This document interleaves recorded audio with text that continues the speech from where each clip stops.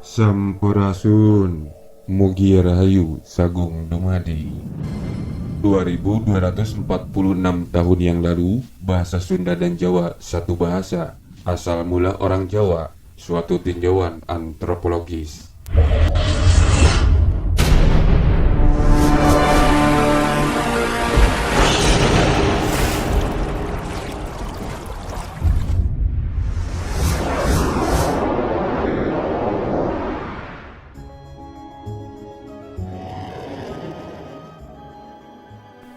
Mengenai sejarah Pulau Jawa telah ditulis banyak sekali, namun selalu masih dapat ditambah informasi yang baru.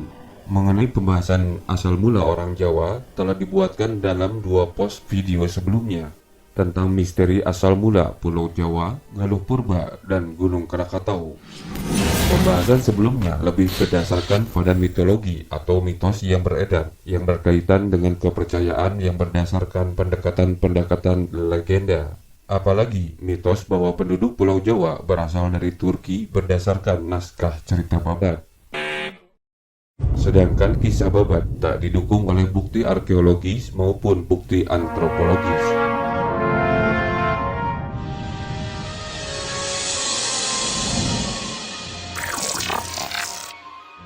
Dalam teori migrasi dari Afrika, teori out of Africa, manusia modern ditenggarai ada sejak 200.000 tahun yang lalu.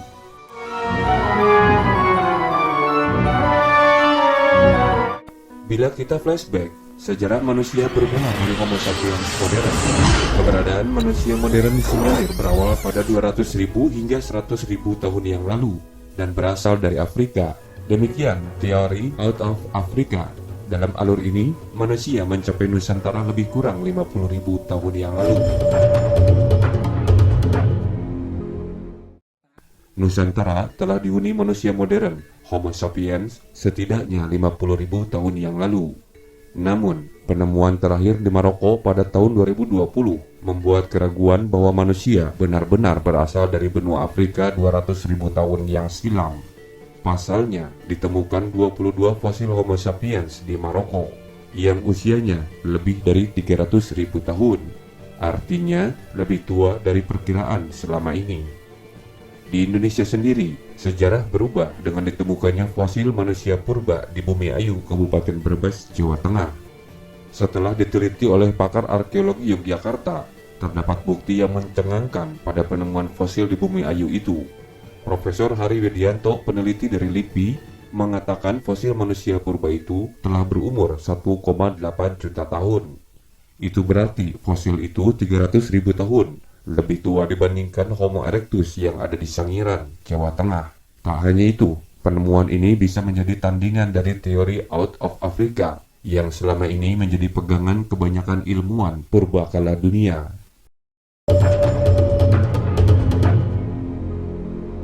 Ada teori lain, yaitu awal manusia dari Sundaland yang dibahas dalam teori out of Sundaland. Manusia tertua di Jawa ini dalam ilmu paleoantropologi dikategorikan sebagai Pithecanthropus atau menurut terminologi baru disebut Homo erectus. Inilah awal hunian manusia di Pulau Jawa dan rupanya di sebagian pulau lain juga sampai 300 atau 200.000 tahun yang lalu. Apa yang terjadi dengan Homo erectus ini? Sampai sekarang kurang jelas. Ada kemungkinan bahwa mereka bermigrasi ke arah timur dan tenggara sampai Australia. Ada pula kemungkinan lain bahwa mereka tidak tahan persaingan dengan Homo sapiens atau manusia modern. Namun, semua hipotesis ini tidak ada bukti, karena fosil yang berikutnya jauh lebih muda, yaitu 40.000 tahun. Fosil ini adalah Homo wajakensis, yang tergolong manusia modern Homo sapiens.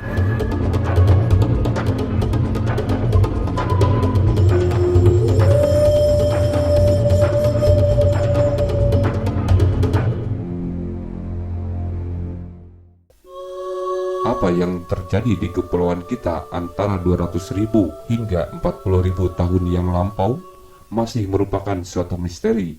Belum ditemukan fosil manusia dari masa itu. Demikian diungkapkan oleh Jacob.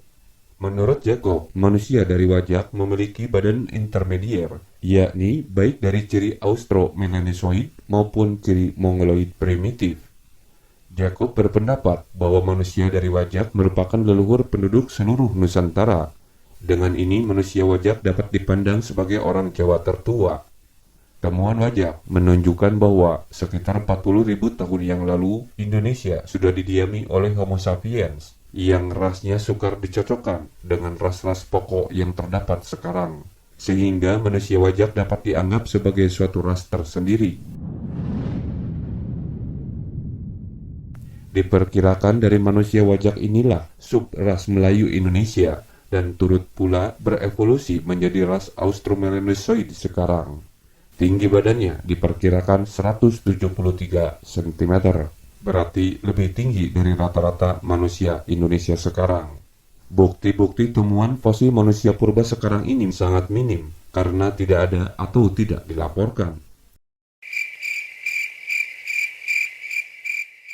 Agak sering terjadi bahwa jika pada proyek galian untuk pembangunan perumahan ditemukan tulang belulang dan dapat pula menjadi sumber informasi baru, tetapi sayangnya hal ini tidak dilaporkan kepada instansi yang terkait dengan alasan agar pekerjaan proyek tidak terganggu. Dengan demikian, banyak informasi masa lampau hilang selamanya. Oleh karena itu, terpaksa para ahli berusaha mengisi tempat kosong dalam puzzle dengan menggunakan penemuan fosil-fosil serta data-data dari negeri tetangga. Berdasarkan komparasi ini dapat ditarik kesimpulan bahwa sebagian besar kawasan Indonesia pada zaman Mesolitikum dihuni oleh anggota ras Melanosoid, Australoid, dan Wedoid yang berarti orang berwarna kulit agak gelap dan rupanya berambut berombak atau ikal. Sejak zaman Neolitikum bertambah unsur rasial berciri Mongoloid. Karena diduga bahwa banyak gen Mongoloid dominan terhadap gen penduduk asli dan masanya mungkin agak panjang, maka populasi asli yang berciri Austromelanesoid lambat laun berubah dengan dominasi Mongoloid seperti kita sekarang ini pada populasi di Pulau Jawa. Demikian menurut Grinka. Perlu juga kajian yang membahas bahasa yang digunakan oleh penduduk Nusantara, khususnya di Pulau Jawa. Jika di zaman modern ini kita mengenal bahasa yang digunakan di Pulau Jawa adalah bahasa Jawa, Sunda, dan Betawi.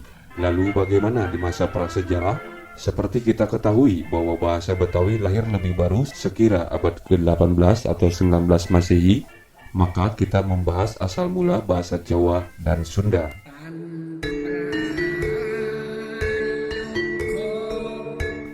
Waktu terbentuknya etnis Jawa dan Sunda.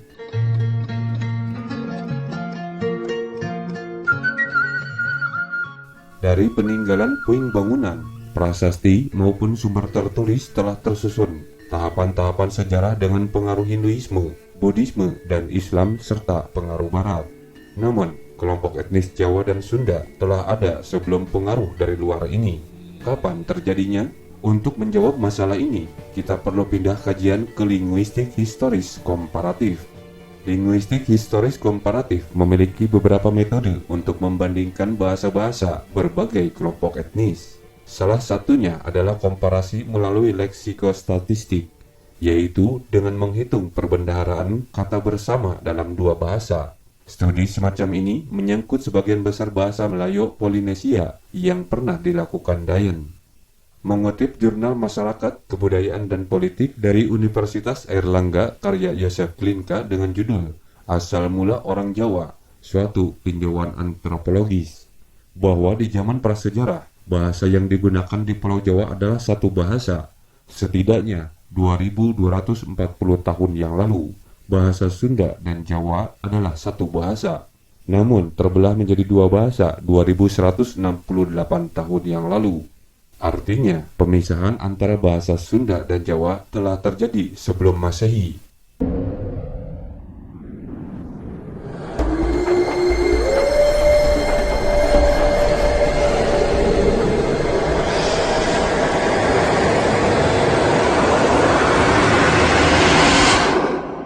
Berikut tabel persentase kebersamaan leksistatistik dan waktu pembentukan bahasa.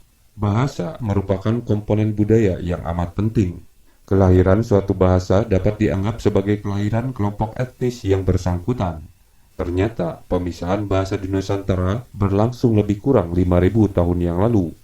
Menurut pembagian Dayen, bahasa Jawa dan Sunda masuk dalam rumpun berikut ini. Bahasa Sunda dan Jawa termasuk West Indonesia Cluster di bawah rumpun Sundaik-Hessian. Sundaik-Hessian ini berbeda ya dengan Sundanese atau bahasa Sunda. Sundaik-Hessian terbagi lagi menjadi Javo-Sumatran Hessian, di mana di bawahnya ada 3, yaitu Malayic-Hessian, Sundanese, dan Javanese, yaitu bahasa Melayu, Sunda, dan Jawa. Merekonstruksi prasejarah suatu bangsa pada umumnya lebih sulit daripada merekonstruksi sejarahnya. Seorang ahli sejarah pada prinsipnya berpijak pada sumber tertulis peninggalan masa lampau. Untuk itu, umumnya dibutuhkan kerjasama para ahli dari berbagai bidang ilmu, seperti prehistori, paleografi, geologi, paleodemografi, linguistik komparatif, antropologi ragawi, dan ilmu-ilmu lainnya. Tentu, penelitian ini memerlukan banyak biaya, di mana anggaran penelitian di negeri kita sangat kecil dalam APBN, hanya 0,28% yang terbagi dalam berbagai bidang. Bisa kita bayangkan dari 0,28% itu, berapa anggaran penelitian untuk sejarah atau prasejarah di Nusantara, apalagi untuk bidang antropologi atau linguistik. Rekonstruksi prasejarah seperti menyusun puzzle. Dari fragmen-fragmen perlu disusun gambar yang sebenarnya karena beberapa puzzle ini tidak atau belum ditemukan. Maka terpaksa dalam proses rekonstruksi, para ahli harus membuat interpolasi guna mengisi fragmen yang kosong. Dari pemaparan di atas bahwa penduduk Pulau Jawa telah ada 1,8 juta tahun yang lalu, meskipun belum ada kejelasan apakah Homo erectus berkaitan dengan Homo sapiens. Namun 40.000 tahun yang lalu di wajah Kensis adalah Homo sapiens yang bisa kita sebutkan sebagai leluhur kita. Sementara Nusantara sendiri telah ada 60 juta tahun yang lalu. Terjadi gempa bumi yang sangat dahsyat di sekitar Pulau Natuna. Gempa bumi ini sangat besar, sehingga mengangkat sebagian besar dasar laut menjadi daratan, yaitu seluruh rangkaian kepulauan, mulai dari Sumatera melalui Pulau Jawa, Bali, Sumbawa, Flores, Maluku, sampai ke kepulauan Filipina. Lempeng bumi tempat letaknya kepulauan Nusantara terjebak dalam 4 lempeng bumi lainnya yang tetap menekan dari barat, utara, timur, dan selatan. Maka tidak mengherankan bahwa kepulauan kita ini masih agak tidak stabil dan penuh dengan gunung berapi di pinggirnya yang membentuk Ring of Fire. Bentuk kepulauan asli Nusantara saat itu tentu berbeda jauh dari kondisi sekarang ini dan mungkin akan berubah juga di masa yang akan datang. Rahayu, Rahayu, Rahayu, Cak.